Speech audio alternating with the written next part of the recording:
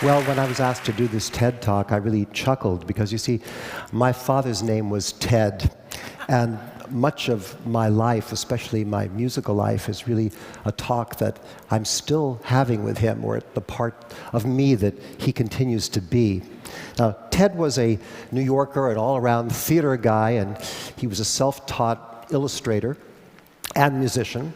He didn't read a note, and he was profoundly hearing impaired, yet he was my greatest teacher.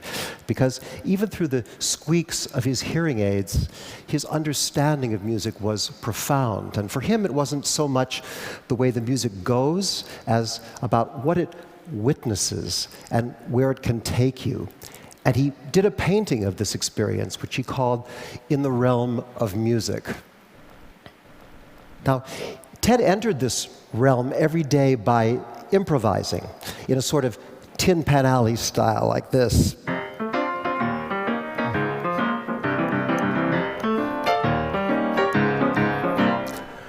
But he was tough when it came to music. He said, there are only two things that matter in music: what and how. And the thing about classical music, that what and how, it's inexhaustible. That was his passion for the music. Both my parents really loved it. They didn't know all that much about it, but they gave me the opportunity to discover it together with them. And I think, inspired by that memory, it's been my desire to try and bring it to as many other people as I can, to sort of pass it on through whatever means. And how people get this music, how it comes into their lives, really fascinates me. One day in New York, I was on the street, and I saw some kids playing baseball between stoops and cars and fire hydrants. And a tough, slouchy kid got up to bat, and he took a swing and really connected, and he watched the ball fly for a second, and then he went, da da da da da da da da da da da da, and he ran around the bases. And I thought, go figure, how did this piece of 18th century Austrian aristocratic entertainment turn into the victory crow of this New York kid? How was that passed on? How did he get to hear Mozart? Well, when it comes to classical music, there's an awful lot to pass on, much more than Mozart, Beethoven, or Tchaikovsky, because classical music is an unbroken living tradition that goes back over 1,000 years. And every one of those years has had something unique and powerful to say to us about what it's like to be alive. And the raw material of it, of course, is just the music of everyday life. It's all the anthems and dance crazes and ballads and marches. But what classical music does is to distill all of these musics down, to condense them to their absolute essence, and from that essence create a new language, a language that speaks very lovingly and unflinchingly about who we really are. It's a language that's still evolving. Now, over the centuries, it grew into the big pieces we always think of, like concertos and symphonies, but even the most ambitious masterpiece can have as its central mission to bring you back to a fragile and personal moment, like this one from the Beethoven Violin Concerto.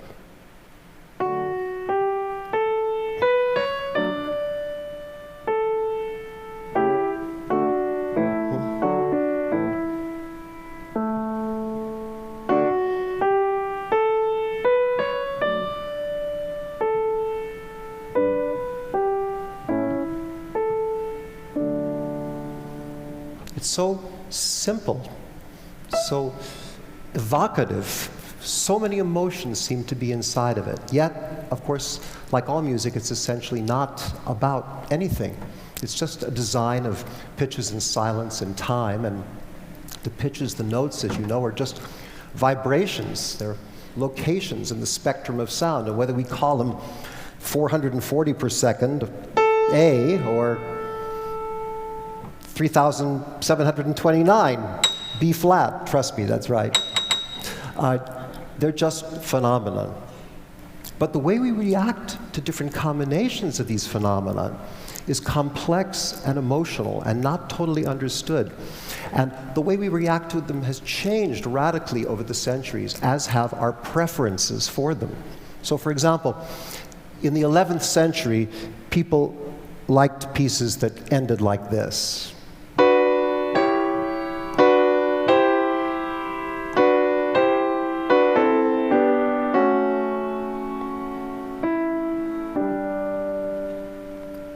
And in the 17th century, it was more like this.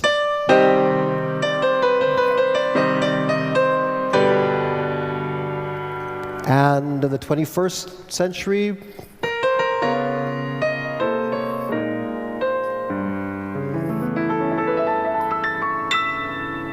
now, your 21st century ears are quite happy with this last chord, even though a while back it would have puzzled or annoyed you or sent some of you running from the room. And the reason you like it is because you've inherited, whether you knew it or not, centuries worth of changes in musical theory, practice, and fashion. And in classical music, we can follow these changes very, very accurately because of the music's powerful silent partner, the way it's been passed on, notation. Now, the impulse to notate, or more exactly, I should say, encode music, has been with us for a very long time. In 200 BC, a man named Seikilos wrote this song for his departed wife and inscribed it on her gravestone in the notational system of the Greeks.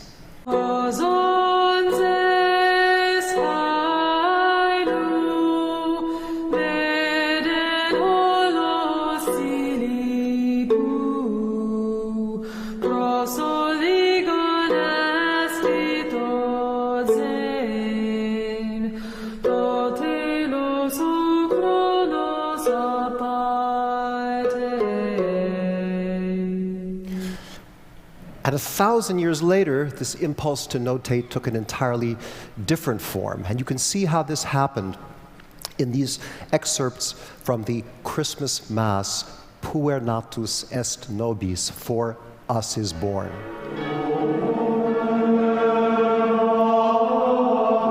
In the 10th century, little squiggles were used just to indicate the general shape of the tune.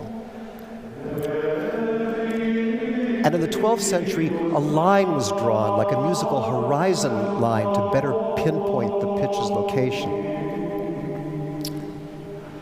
And then, in the 13th century, more lines and new shapes of notes locked in the concept of the tune exactly, and that led to the kind of notation we have today. Well, notation not only passed the music on, notating and encoding the music changed its priorities entirely because it enabled the musicians to imagine music on a much vaster scale. Now, inspired moves of improvisation could be recorded, saved, considered, prioritized, made into intricate designs. And from this moment, classical music became what it most essentially is, a dialogue between the two powerful sides of our nature, instinct and intelligence. And there began to be a real difference at this point between the art of improvisation and the art of composition. Now, improviser senses and plays the next cool move, but a composer is considering all possible moves, testing them out, prioritizing them out until he sees how they can form a powerful and coherent design of ultimate and enduring coolness. Now, some of the greatest composers, like Bach, were combinations of these two things. Bach was like a great improviser with the mind of a chess master. Mozart was the same way. But every musician strikes a different balance between faith and reason, instinct and intelligence, and every musical era had different priorities of these things, different things to pass on, different whats and hows. So in the first 8 centuries or so of this tradition, the big what was to praise God. And by the 1400s, music was being written that tried to mirror God's mind as could be seen in the design of the night sky. The how was a style called polyphony, music of many independently moving voices that suggested the way the planets seemed to move in Ptolemy's geocentric universe. This was truly the music of the spheres.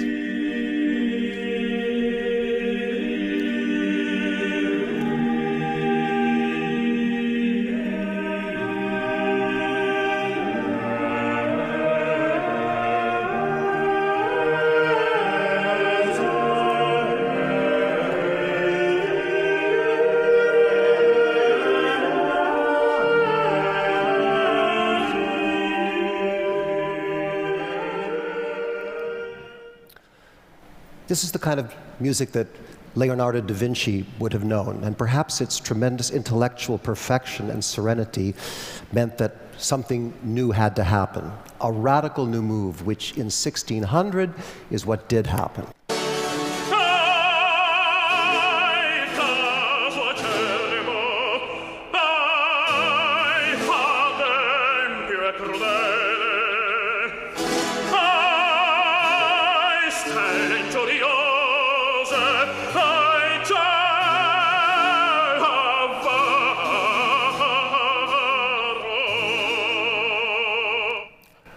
This, of course, was the birth of opera, and its development put music on a radical new course. The what now was not to mirror the mind of God, but to follow the emotional turbulence of man.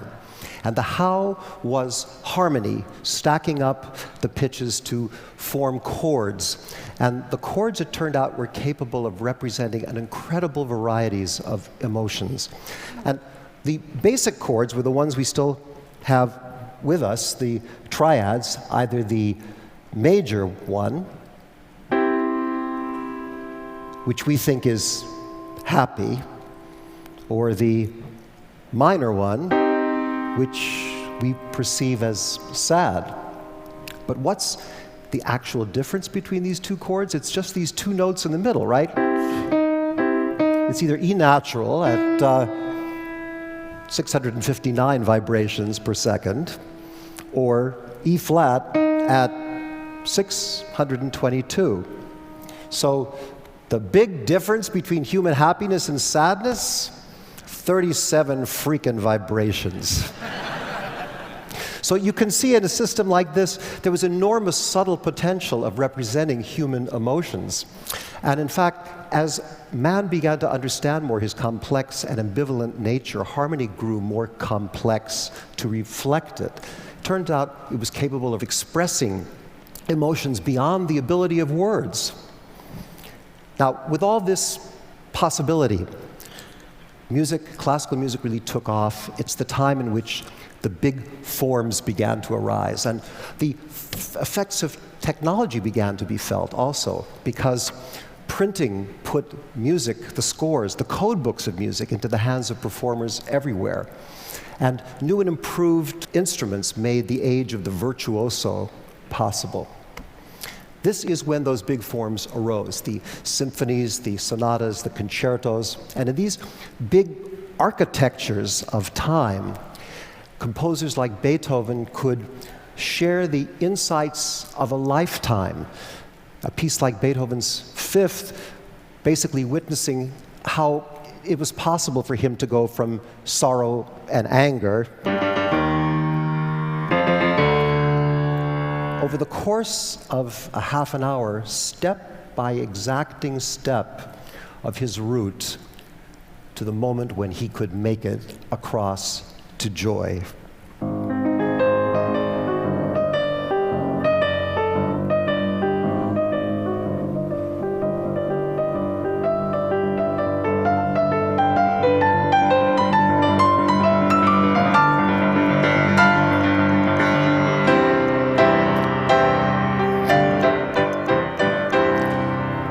And it turned out the symphony could be used for more complex issues, like gripping ones of culture, such as nationalism or quest for freedom or the frontiers of sensuality. But whatever direction the music took, one thing until recently was always the same, and that was when the musicians stopped playing, the music stopped. Now, this moment so fascinates me. I find it such a profound one. What happens when the music stops? Where does it go? What's left? What sticks with people in the audience at the end of a performance? Is it a melody or a rhythm or a mood or an attitude? And how might that change their lives? To me, this is the intimate, personal side of music. It's the passing on part. It's the why part of it. And to me, that's the most essential of all. Mostly, it's been a person-to-person thing, a teacher-student, performer-audience thing. And then around 1880 came this new technology that first mechanically, then through analogs, then digitally, created a new and miraculous way of passing things on, albeit an impersonal one. People could now hear music all the time, even though it wasn't necessary for them to play an instrument, read music, or even go to concerts. And technology democratized music by making everything available. It spearheaded a cultural revolution in which artists like Caruso and Bessie Smith were on the same footing. And technology pushed composers to tremendous extremes, using computers and synthesizers to create works of intellectually impenetrable complexity beyond the means of performers and audiences. At the same time, technology, by taking over the role that notation had always played, shifted the balance within music between instinct and intelligence way over to the instinctive side.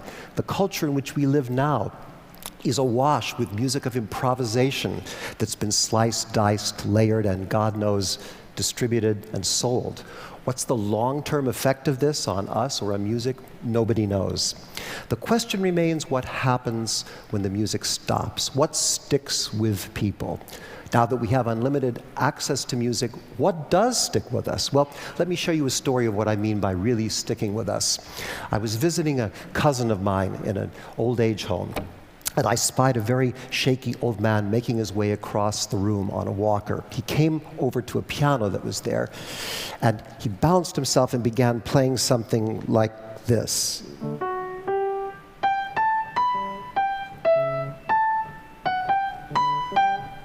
And he said something like, me, boy, symphony, Beethoven. And I suddenly got it, and I said, friend, by any chance, are you trying to play this? And he said, yes, I was a little boy. The symphony, Isaac Stern, the concerto, I heard it. And I thought, my God, how much must this music mean to this man that he would get himself out of his bed, across the room, to recover the memory of this music that after everything else in his life is sloughing away still means so much to him. Well, that's why I take every performance so seriously, why it matters to me so much. I never know who might be there, who might be absorbing it, and what will happen to it in their life. But now I'm excited that there's more chance than ever before possible of sharing this music. That's what drives my interest in projects like the TV series Keeping Score with the San Francisco Symphony that looks at the backstories of music, and working with young musicians at the New World Symphony on projects that explore the potential of the new performing arts centers for both entertainment and education. And of course, the New World Symphony led to the YouTube Symphony and projects on the internet that reach out to musicians and audiences all over the world. And the exciting thing is, all this is just a prototype. There's a role here for so many people, teachers, parents, performers, to be explorers together. Sure, the big events attract a lot of attention, but what really matters is what goes on every single day. We need your perspectives, your curiosity, your voices, and it excites me now to meet people who are hikers, chefs, code writers, taxi drivers, people I never would have guessed who love the music and who are passing it on. You don't need to worry about knowing anything. If you're curious, if you have a capacity for wonder, if you're alive, you know all that you need to know. You can start anywhere, ramble a bit, follow traces, get lost, be surprised, amused, inspired. All that what, all that how is out there waiting for you to discover its why, to dive in and pass it on. Thank you.